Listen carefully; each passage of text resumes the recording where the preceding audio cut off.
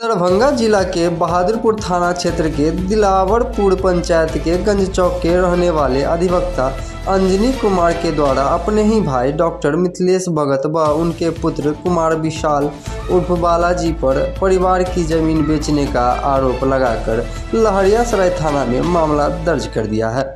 इसके बाद आरोपी डॉक्टर मिथिलेश भगत पिता राम लखन भगत ने कहा कि मेरे पिता राम लखन भगत का 80 बीघा जमीन था।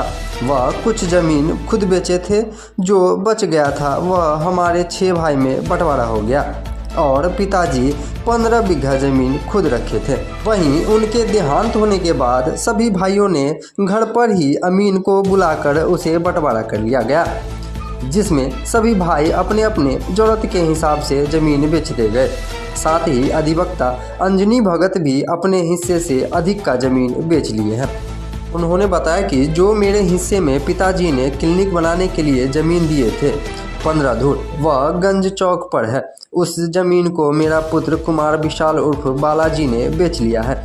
उन्हें पैसे की ज़रूरत थी, जिस पर मेरा भाई अधिवक्ता अंजनी भगत ने गलत आरोप लगाकर माफियाओं के साथ मिलकर मुझ पर और मेरे पुत्र सहित खरीदार पर मामला दर्ज कराया है लहरियासराय थाना में, जिसको लेकर के परिवार में परेशानी बढ़ गई है। वहीं उन्होंने कहा कि अधिवक्ता अंजनी भगत को शुरू से ही गलत लोगों के साथ संगत रहा है। पिताजी के समय में भी वह अनाज चुराकर बेच लेता था, जैसे माफियाओं से मिलकर ज़मीन बेच लिए हैं। तो अपने हिस्से में था उसे तो बेच लिए हैं, अब मुझे अधिवक्ता होने का धौंस दिखाकर परेशान कर रहे हैं। बाकी उन्होंने क्या कहा, आइए उन्हीं से सुनते हैं। पिताजी का नाम बताइए। मेरा नाम हुआ डॉक्टर मिथिलेश कुमार भगत। पिताजी का नाम हुआ स्वर्गीय राम लखन भगत। कितने भाई हैं आप? हम लोग 6 भाई थे, जिसमें एक भाई का स्वर्गवास हो गया, प्रभात कुमार भगत उनका नाम था। आपके पिताजी का कितना कुल संपत्ति था? पिताजी को अपने हिस्सा में करीब करीब 15 बीघा के करीब संपत्ति थी। और आप उससे पहले कितना था पूरा? 80 एग्जैक्ट तो मुझे नहीं मालूम, लेकिन 80 बीघा से ऊपर था, जिसका सभी भाई में बंटवारा हो गया था। हाँ। नहीं, और ज़मीन तो वो लोग अपने बेचे थे, बाबूजी भी बेचे थे, लेकिन जो बचा था उसमें सभी भाई को बंटवारा हो गया। तो फिर पिताजी अपने हिस्सा में कितना ज़मीन रखे बंटवारा के बाद? 15 बीघा के अप्रॉक्सीमेट में रखे। तो उसके बाद जो है आप लोग क्या किए? जो पिताजी का देहांत कब हुआ? 89 में हुआ। फिर उसके बाद क्या किए पिताजी का ज़मीन का? हम लोग अपने में बंटवारा कर लिया, मौखिक बंटवारा हुआ। उस समय में अमीन वगैरह थे क्या? सब अमीन था, वो अमीन लोगों का डेथ भी हो गया है, लेकिन उनका दस्तखत किया हुआ कागज सब भी है। तो उसमें सभी भाई लोग थे क्या?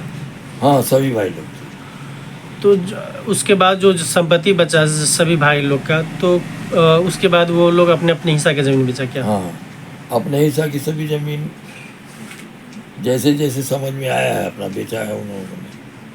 तो आप पे एक वकील साहब हैं जो आपके भाई हैं, वो आरोप लगा रहे हैं कि आप जो है उनके हिस्सा की ज़मीन बेचे हैं, क्या है मामला?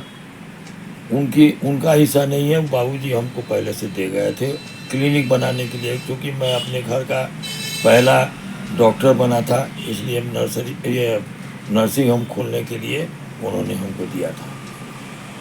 जिसको आपने चंदन स्वीट्स के लोगों से बेच दिया? नहीं, हमने नहीं बेचा, मेरा पुत्र को पैसे की ज़रूरत हुई, बेच दिया बस। तो वकील साहब जो आरोप लगा रहे हैं वो किस तरह का आरोप है? गलत आरोप है। वो माफिया लोगों के साथ मिलके इस तरह की का माहौल पैदा कर रहे हैं। वो सुनने में आ रहा है कि वकील साहब भी बहुत सारा संपत्ति बेच रहे हैं। पूरा संपत्ति बेचे हैं हम लोगों की ज्वाइंट, जो बचा हुआ था संपत्ति था, जो उस समय बंटवारा नहीं हुआ था, वो भी बेच लिया। तो वो भी तो भू माफिया के साथ मिलकर इस तरह के काम कर रहे हैं। तो भू माफिया के साथ तो मिलके वो काम ही कर रहे हैं, यही तो उनका धंधा शुरू से रहा है। जिस समय तक बाबूजी जिंदा थे उस समय भी बाबूजी रोते थे इनके नाम से। क्यों रोते थे? इसलिए कि उनके साथ हरदम धूर्तफंदी करता था, कभी अनाज चोरी करके बेच देता था, कभी कोर्ट के नाम से बहाना करके।